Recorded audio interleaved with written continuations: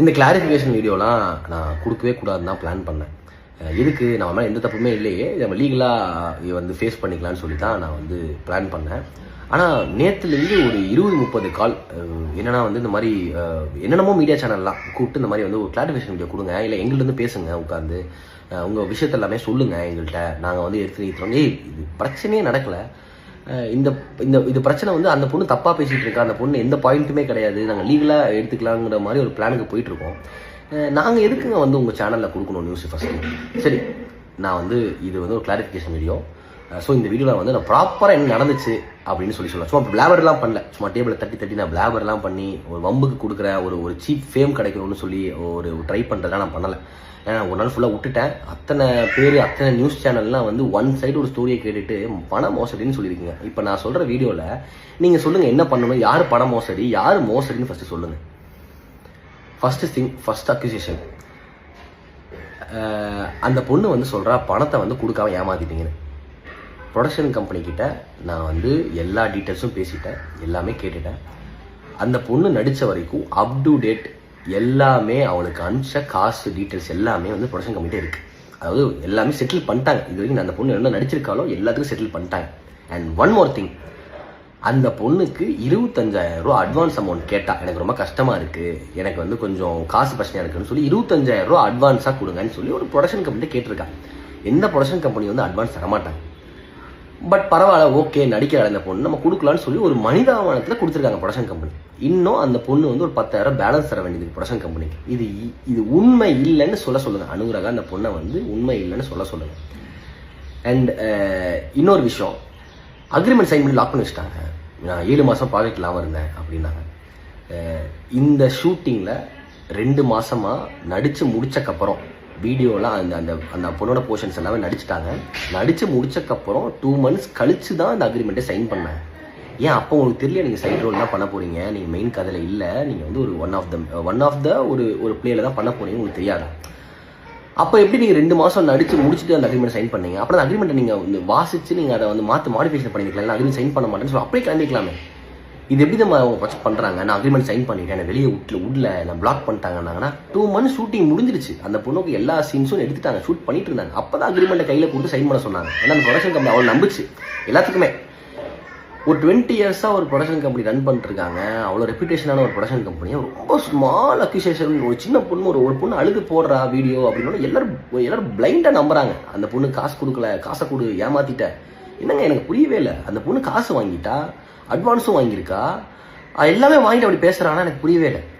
And one more thing, நான் வந்து அந்த பொண்ணுக்கு வந்து ஒரு ஃபால்ஸ் ஹோப் தரேன்னு சொல்கிறாங்க. எனக்கு புரியவே இல்லை. நான் வந்து அத்தனை பேர் ஆடிஷன் வந்தாங்க, ஒரு 60 பேர் 70 பேர் ஆடிஷன் வந்தாங்க, ஒரு 30 பேர் நடிக்கிறாங்க. இதில் அத்தனை பேருக்கு நான் தான் கதை நரேட் பண்ணேன். அப்போ அத்தனை பேருக்கு நரேட் பண்ண மாதிரி அந்த பொண்ணுக்கு நரேட் பண்ணேன். நான் வந்து இந்த பொண்ணுகிட்ட போய் உட்காந்து இவ்வளோ சம்பளம் பேசுமா, நீ உனக்கு சம்பளம் நான் வாங்கி தரேன், மணி மேட்டர்ஸ், அது அவங்கள்ட்ட பேசிக்கோங்க ப்ரொடக்ஷனை. நான் வந்து கதை தான் சொல்ல முடியும், என்னால் நான் கதை சொல்ல முடியும், உங்கள் கதாபாத்திரம் என்னன்னு சொல்ல முடியும், அவ்வளோதான். நீங்கள் வந்து மணி பேசுறதும் அக்காமடேஷன் பேசுறதும் ட்ராவல் பேசுறதும் நீங்கள் பேசுங்க ப்ரொடக்ஷனில். அதுக்கு நான் ஒருத்தவனுக்கு 30 பேருக்கு வந்து நான் பேசிட்டு இருக்க முடியுமா, நான் பண்ணிட்டு இருக்க முடியுமா? இதெல்லாமே வந்து அவங்களுக்கு இதுவே புரிஞ்சுக்காம சினிமா எப்படி ஒர்க் பண்ணணும்னு தெரியாமல் 7 மாதம் நான் சும்மா இருந்தேன்னா, நான் 2024 அந்த கதையை நான் சொல்லி ஓகே பண்ணேன். 2027 ஷூட்டிங் ஆரம்பிச்சாங்க. 2 வருஷம் நான் ப்ரொடக்ஷன் தான் நான் இருந்தேன். எனக்கு 2 வருஷமா நான் வந்து காசு சும்மா இருக்கேன், எனக்கு காசு கொடுங்க ப்ரொடக்ஷனில் கேட்க முடியுமா? இது வந்து ரொம்ப காமனான விஷயம். நீங்கள் உங்களுக்கு பிடிக்கலன்னா போங்க, பிடிக்கலன்னா போயிருக்கலான்னு சொல்லி அப்போவே சொல்லியாச்சு, எல்லாருமே சொல்லிட்டாங்க பிடிக்கலாம் போங்க. இப்போ அண்ட் ஒன் மோர் திங், இதெல்லாம் வந்து நீங்கள் மறந்துட்டு பேசுறீங்கன்னு நினைக்கிறேன் அனுராகா, நீங்கள் நல்லா கேட்டுக்கோங்க. இது வந்து ஷூட்டிங் நடந்துட்டு இருந்த அன்னைக்கு, இது வந்து இப்போ ஒரு 1 month பிஃபோர் ஷூட்டிங் நடந்துட்டு இருந்துச்சு. அன்னைக்கு உங்களுக்கு வேற ஒரு ஆடிஷன், ஷூட்டிங் வந்துட்டீங்க, ஒரு சீன் நடிச்சிட்டீங்க.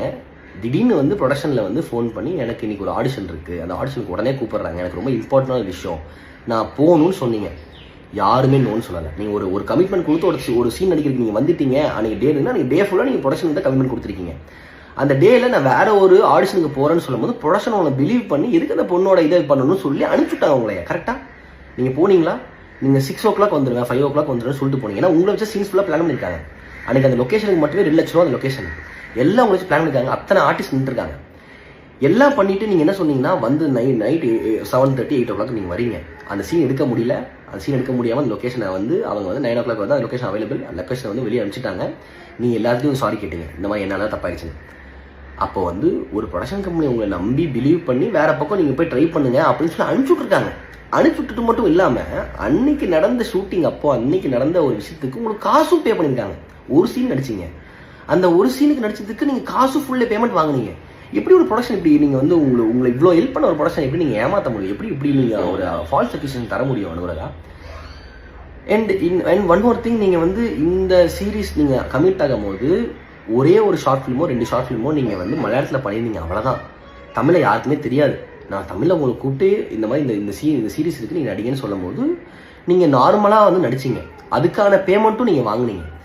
ஆனால் நீங்கள் வந்து ஒன்ஸ் வந்து நான் வந்து தமிழ் இண்டஸ்ட்ரியில் எனக்கு திடீர்னு ஒரு படம் வாய்ப்பு கிடச்சிருச்சு, நான் ஹீரோனாக பண்ணுறேன்னு சொல்லி நீங்கள் வந்து சொன்னீங்க, எங்கள்கிட்ட தான் சொன்னீங்க. சூப்பர்மா அப்படின்னு சொல்லிட்டு எல்லாருமே உங்களை வந்து அந்த லான்ச் அந்த படத்தோட ஓப்பனிங்க்கெல்லாம் ஓப்பனிங் அந்த பட பூஜைக்கெல்லாம் அனுப்பிச்சுட்டாங்க. எல்லாமே போனாங்க, ஷூட்டிங்ஸ் போட்டிருந்தா அதுக்கும் நீங்கள் போனீங்க. எல்லாம் போனே நீங்கள் போனதுக்கப்புறம் நான் அங்கே வந்து ஹீரோனாக ட்ரீட் பண்ணுறாங்க, எனக்கு இங்கே வந்து பின்னாடி சைடோட நின்றுக்கிட்டு இருக்கேன், எனக்கு இப்போ மெயின் சென்டர் ஃப்ரேமுக்கு வரணும் அப்படின்னு சொன்னீங்கன்னா எப்படி இதை மாற்ற முடியும்? நீங்கள் என்ன கமிட் ஆகி எதுக்காக வந்தீங்களோ அதுதானே நாங்கள் பண்ண முடியும். நீங்கள் திடீர்னு வந்து ஷூட்டிங் நடந்துட்டு நான் வேற பக்கம் ஹீரோனா கமிட் ஆகிடும், எனக்கு அந்த ட்ரீட்மெண்ட் கொடுங்க, எனக்கு அந்த நாட் ட்ரீட்மெண்ட் அந்த சென்டர் ஃப்ரேம் கொடுங்கன்னு சொல்லி கேட்டிங்கன்னா என்ன அநியாயமாக இருக்குது? இதெல்லாம் நீங்கள் புரிஞ்சு பேசணும்ல. ஒன்ஸ் நீங்கள் அக்ரிமெண்ட் சைன் பண்ணிட்டு 2 மாதம் ஷூட்டிங் வந்துட்டீங்க, 2 மாதம் ஷூட்டிங் வரும்போது நீங்கள் வந்து பஸ்ஸில் எப்படி வந்துட்டு போனீங்க, எங்கே ஸ்டே பண்ணீங்க, எல்லாமே வந்து நீங்கள் கணக்கு போட்டு சொல்லியிருக்கணும். அக்ரிமெண்ட் சைன் பண்ணுறதுக்கு மாதிரி எனக்கு அக்கமடேஷன் கொடுங்க இதெல்லாம் கூட சொல்லியிருக்கணும்ல. நீங்கள் சான்ஸ் கிடச்சா போதும்னு சொல்லிட்டு நீங்கள் ஒரு அக்ரிமெண்ட் சைன் பண்ணிட்டு எல்லாம் பண்ணிட்டு கடைசியில் வந்து இப்போ அக்ரிஷன் கொடுக்குறீங்க எப்படி? இதெல்லாம் வந்து ரொம்ப தப்பாக இருக்குது. இதெல்லாம் வந்து நியூஸ் சேனல்லாம் வந்து பண மோசடின்னு போட்டிங்கன்னா பணத்துக்கு இதுக்கு என்ன சம்மந்தம் இருக்குங்க? இது என்ன மோசடி? நம்ம வச்சு ஏமாற்றிட்டாங்கன்னு அத்தை இதுவுமே புரிஞ்சுக்காம அப்படி போட்டுறீங்க. நீங்கள் வந்து அண்ட் ஒன் மோர் திங், உங்கள் பாய் ஃப்ரெண்ட் வச்சு டீல் ஏங்க எங்களுக்கு என்னங்க தேவை இல்லை? 2026 வந்து ஒருத்தங்க வந்து தப்பாக ப்ராஜெக்ட் பண்ணணும், எங்களுக்கு என்ன தேவை இருக்குது? நான் உங்கள் பாய் ஃப்ரெண்டு கூப்பிட்டு அவங்க பாய் ஃப்ரெண்டு சொல்லி சொன்னனால தான் நான் பாய் ஃப்ரெண்டு சொல்கிறேன். உங்கள் ஃப்ரெண்டுன்னு சொன்னால் ஃப்ரெண்டுன்னு சொல்ல போகிறேன், அண்ணன் சொல்லி பேசிக்கலாம். இல்லைங்க நாங்கள் அந்த அவங்க பொண்ணோட நான் பிரதர் பேசுகிறேன் அப்படின்னு சொல்லி பேசியிருக்கலாம். அவன் அந்த பையன் நாங்கள் பாய் ஃப்ரெண்டு சொன்னால் எனக்கு மட்டும் கூப்பிடலங்க, ப்ரொடக்ஷன் எல்லாத்துக்கும் கூப்பிட்டு கத்திருக்கான் பாய் ஃப்ரெண்டு. ஒரு பாய் ஃப்ரெண்டுக்கு எப்படி இவ்வளோ பெரிய நீங்கள் ஒரு விஷயத்த கொடுத்துருக்கீங்க எனக்கு தெரியல. அவன் ஃபோன் பண்ணி கத்துற அளவுக்கு அவன் நான் பண்ண ஒரு பெரிய தப்பு என்ன தெரியுமா? எனக்கு கூப்பிட்டா நான் டீல் பண்ணிக்கணும். அவன் மலையாளத்தில் பேசுகிறான், அவனுக்கு தமிழும் தெரில இங்கிலீஷும் தெரில. ஏன்னா நீங்கள் உங்களுக்கு 3 லாங்குவேஜ் சொல்லி தெரியும்னு சொன்னீங்க, நம்ம 4 லாங்குவேஜ் நீங்களாவது பேசியிருக்கலாம் எங்கள்கிட்ட ஃபோன் பண்ணி இந்த மாதிரி நான் ஹாஸ்பிட்டலைஸாக இருக்கேன் எனக்கு இது இருக்கேன். அவன் மலையாளத்தில் பேசுகிறான், எனக்கு என்னென்னு புரிஞ்சுக்க முடியல. ஆனால் அவன் பேசுகிற ரொம்ப ஸ்லாங் ரொம்ப ப்ராப்பர் மலையாளம் பேசுகிறான், எனக்கு புரியல. பாவம் நான் வந்து எனக்கு மலையாளம் புரியல, அவன் என்னமோ சொல்கிறான், நீ கொஞ்சம் கேளுன்னு நட்சத்திரான்னு சொல்லி என் ஃப்ளைட்டை கொடுத்தேன். அவ்வளோ பொறுமையாக எடுத்து புரிய வச்சான். இந்த மாதிரி இல்லை பிரதர், இந்த மாதிரி இப்படி ஆயிடுச்சு, இந்த மாதிரி வந்து நீங்கள் கிடையாது, இப்படி கிடையாது, நீங்கள் ப்ரொடக்ஷன் ஹவுஸை கேட்கணும், உங்களுக்கு பேமெண்ட் ஆல்ரெடி கொடுத்துருப்பாங்கல்ல, நீங்கள் ப்ரொடக்ஷன் ஹவுஸை கேளுங்க, இதுக்கு நம்மளுக்கு கூப்பிடுங்கிற டைமுக்குன்னா. அவன் வந்து ஃபர்ஸ்ட் ஆஃப் ஆல் வந்து ஒரு பொண்ணு ஹாஸ்பிட்டலைஸ் ஆயிருக்கா, இப்படி ஒரு விஷயம் நீங்கள் ட்ரீட் பண்ணுறீங்களா சொல்லவே இல்லைங்க. அவன் என்ன சொன்னான்னா, அந்த பொண்ணு வந்து நாங்கள் ஹாஸ்பிட்டல் இருந்தோம், வீட்டுக்கு கூப்பிட்டு வந்துட்டோம், அப்புறம் நாங்கள் வந்து இப்போ வந்து அவங்க வந்து வீடை காலி பண்ணிட்டாங்க, அவளுக்கு ஃபிக்ஸ் வந்துருச்சு, என்னமோ சொல்கிறாங்க. எனக்கு அது ஒன்றுமே புரியல. இப்போது ஒரு மனிதாமனம் இருக்கும்ல, ஒருத்தங்க ஃபோன் பண்ணி ஃபஸ்ட்டு என்ன ஹாஸ்பிட்டல் ஹாஸ்பிட்டல் அட்மிட் பண்ணிட்டாங்க, எனக்கு என்ன பண்ணுறதுன்னா அதுக்கு ரெஸ்பாண்ட் பண்ணுவோம். அவன் அதை கேட்கவே இல்லை, அந்த பையன் அதை கேட்கவே இல்லை. அந்த பையன் காசு கொடுக்கணும், நடிச்சதுக்கு காசு கொடுங்க, நடிச்சதுக்கு காசு கொடுத்தாச்சியா, அதுக்கப்புறம் என்ன காசு கேட்குறேன், எல்லா ப்ரூஃப் நம்மள்ட்ட இருக்கு, அவர் என்ன காசு கேட்குறீங்க? அண்ட் எனக்கு ஒன் மோர் திங், எனக்கு ரொம்ப ஒரு உறுத்திட்டு விஷயம் என்னன்னா வந்து, நான் ரைட்டிங்குக்கு நான் ப்ரொடக்ஷனில் கை நீட்டி காசு வாங்குறேன்னா என்னை எப்படிங்க ஃபோர்ஸ் பண்ண முடியும்? நீ இந்த கதையில் வந்து எனக்கு 15 days வர மாதிரி எழுதி கொடு, எனக்கு என்னை எப்படி ஃபோர்ஸ் பண்ண? அனுராதா வந்து நான் சொல்லிட்டேன் உங்களுக்கு சைடு ரோல் தான் இந்த. நீங்கள் வந்து அனுராதா வந்து லீடு ஹீரோயினுக்காக ஆடிஷனுக்கு வந்தாங்க. அப்புறம் வந்து இதில் வந்து அவங்களுக்கு இது கிடைக்கல அப்படின்னு சொல்லி அவங்களுக்கு நிறைய வீடியோ ஆடிஷனாக எடுத்தாங்க, நிறைய பேர் எடுத்தாங்க. அவங்களுக்கு கிடைக்கலங்கும் போது இந்த ரோல் இருக்குது பண்ணலங்கும் போது அந்த ரோலை அக்செப்ட் பண்ணி தான் வந்தாங்க.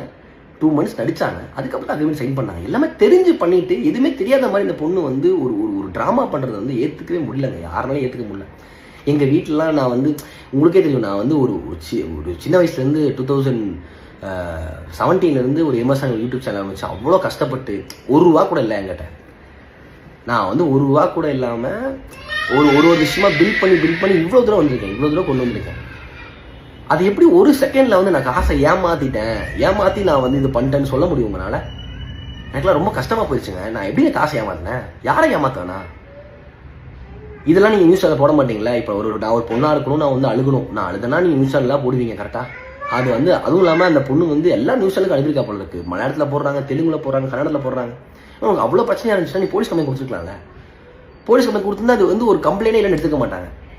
இப்போ நான் தான் டிஃபர்மேஷன் கேஸ் கொடுக்க போகிறேன். இப்போ நான் அட்வொகேட்டை பேசினேன், பேசுக்கப்புறம் வந்து அவங்க டிஃபமேஷன் கேஸ் கொடுக்கலாம், இப்படி சம்மந்தமே ஒரு விஷயத்துக்கு கொடுக்க முடியும்னு சொன்னாங்க.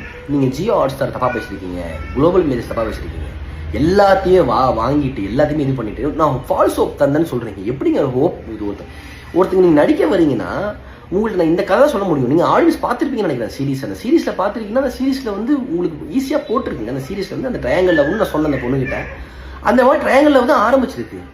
அந்த பொண்ணு இவ்வளோ நாள் அமைதியாக இருந்துச்சு. இந்த ட்ரையாங்கலில் ஒன்ஸ் ஆரம்பிச்சிருச்சுன்னு ஓகே இப்போ நம்மளை மாற்ற மாட்டாங்க, ஏன்னா ஷூட் பண்ணிட்டாங்க, இருக்கிற மாற்ற முடியாது, இப்போ நம்ம வந்து நம்ம அவங்கள இது பண்ணலாம்னு சொல்லி இப்போ அக்யூஸ் பண்ணுறாங்க. இது நீங்கள் அக்ரிமெண்ட் சைன் பண்ணுறதுக்கு முன்னாடி 2 months நடிச்சிங்களா, அப்போவே சொல்லிட்டு போயிருக்கலாங்க. ஒரு சீன் தானே வந்தேன், அந்த சீன் தான் வந்து சொல்லிட்டு போயிருக்கலாங்க. இதெல்லாம் வந்து எப்படி எடுத்துக்கிறது யார்கிட்ட? இது வந்து ரொம்ப ரொம்ப நான் என்ன கூட விடுங்க, நான் கூட வந்து இதுனா என் ஒய்ஃபெல்லாம் வந்து அவ்வளோ அசிங்கமாக ஏங்க நைட்டு 11:30 மணிக்கு அவங்க என்ன சொல்கிறேன் புரியல, என் ஒய்ஃப்ட்ட கொடுத்தேன், அவளோ ரொம்ப பேசி புரிய வச்சா, அவன் புரிஞ்சுக்காம கற்றுக்கிட்டே இருந்தான், என்னமோ பேசிக்கிட்டு இருந்தான். நீ எப்படி ஒரு ரோல் கொடுக்க முடியுது? ரோலா இல்லை ஒரு ரோலா ஒரு சொக்கா மயிலா என்னமோ சம்திங் ஏதோ சொன்னான், அதுக்கு தான் அவன் கோவப்பட்டு சொன்னான். ஆமாங்க நைட்டு 11:30 மணிக்கு ஃபோனை கட் பண்ணலங்க, நீங்கள் கார் ஓட்டிகிட்டு இருக்கேன், நான் கார் ஓட்டிட்டு அவட்ட ஃபோனை கொடுத்துருக்கேன், அப்புறம் நைட்டு எங்கள் பர்சனல் ஸ்பேஸ்ன்னு சொல்லியாச்சு. இல்லைங்க நாங்கள் இப்போ நாங்கள் பேசுறதுக்கு சதி இல்லையா சதி இல்லை, என்ன பேசுறதுக்கு டைம் இல்லை, இந்த டைம் இல்லைங்க, நாளைக்கு காலை கூப்பிட்டுங்கன்னு சொல்கிறா. அப்பயும் பேசியே இருக்கானா? ஒரு பாய் ஃப்ரெண்ட் வச்சு டீல் பண்ணிருந்தீங்கன்னா அந்த பையன் இப்படி தாங்க பேச முடியும், இப்படி தாங்க பேச முடியும்.